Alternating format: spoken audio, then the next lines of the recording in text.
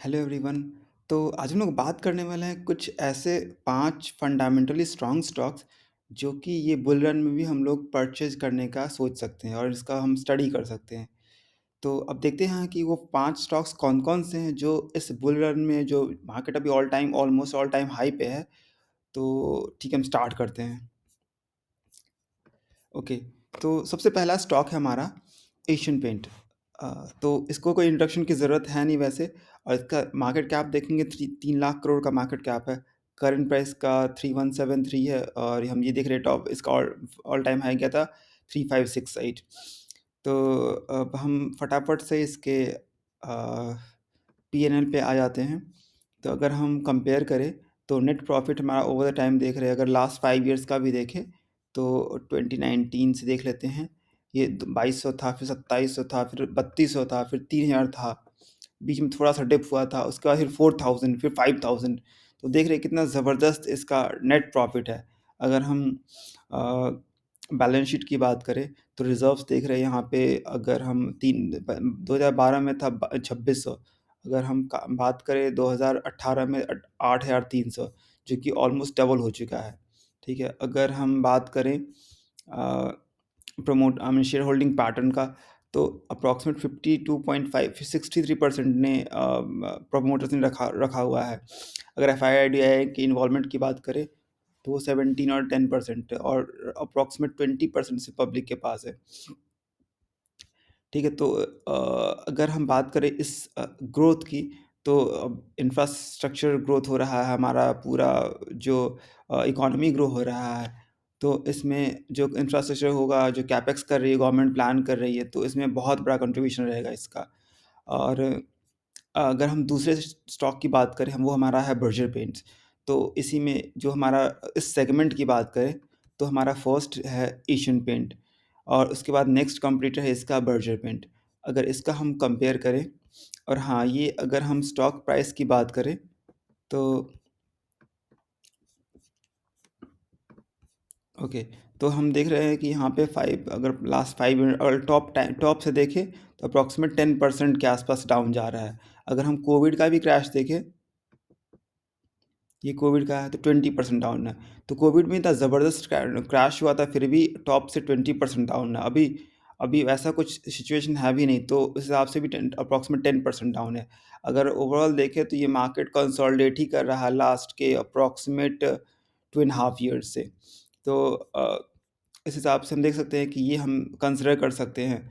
Next हमारा है Berger paint. अगर हम सेम चीज़ें देखें, पी&एल देखें, तो नेट प्रॉफिट हमारा 180। अगर हम लास्ट 5 ईयर का देखें तो 461, फिर 494, फिर 656, फिर 720। हम ये डाउन होने का बिल्कुल भी हम देख नहीं हैं, मतलब कंसिस्टेंटली ग्रोथ हो ही रहा है।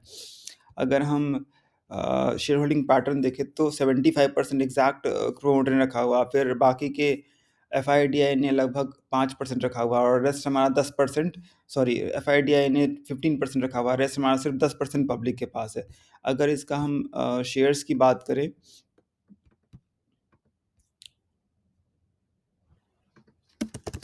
शेयर प्राइस की बात करें तो अगर ये देखें, ये भी टॉप से हमारा, अगर ये तो अप्रॉक्सीमेट 16%, 16.5% डाउन है। और ये भी देख रहे हैं कि हमारा जो स्टॉक है लास्ट के 3 साल से अप्रॉक्सीमेट कंसोलिडेट ही कर रहा है।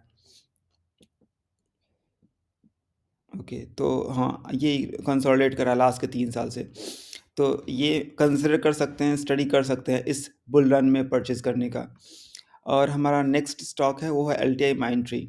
इसको कोई इंट्रोडक्शन की ज़रूरत नहीं, एल टी आई ग्रुप से बिलोंग करती है।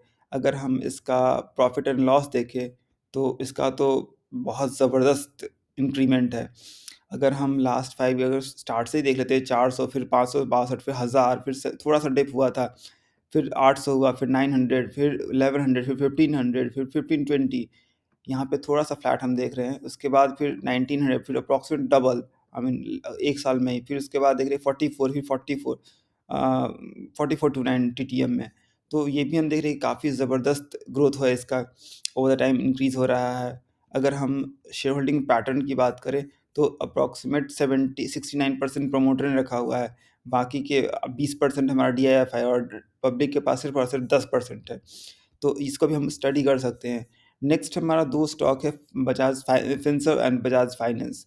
तो इसको कोई इंट्रोडक्शन की ज़रूरत नहीं है, ये भी अपने सेगमेंट का लीडर है और इसका मार्केट कैप की बात करें तो 2,68 68,000 का है और इसका तो 4 साढ़े 4 लाख का मार्केट कैप है।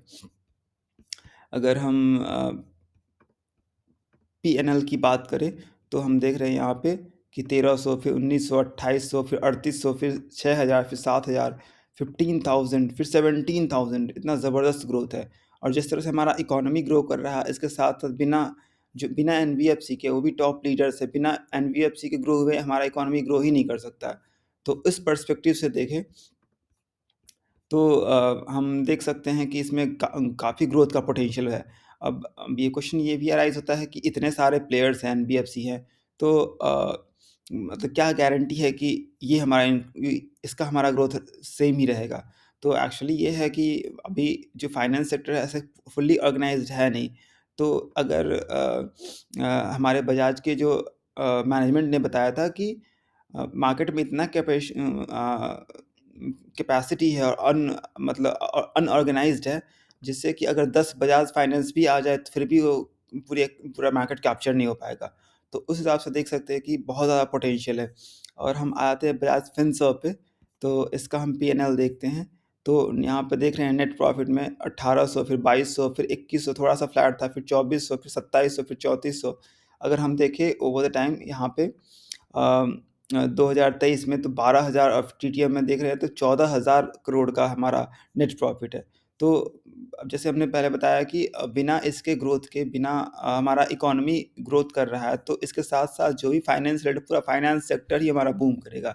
बस हमें ये सेलेक्ट करना है कि हमें स्टॉक कौन-सा सेलेक्ट करना है। ठीक है? तो okay, so this was analysis for top 5 stocks that we can consider studying in bull run as well. So yeah, thank you so much for watching.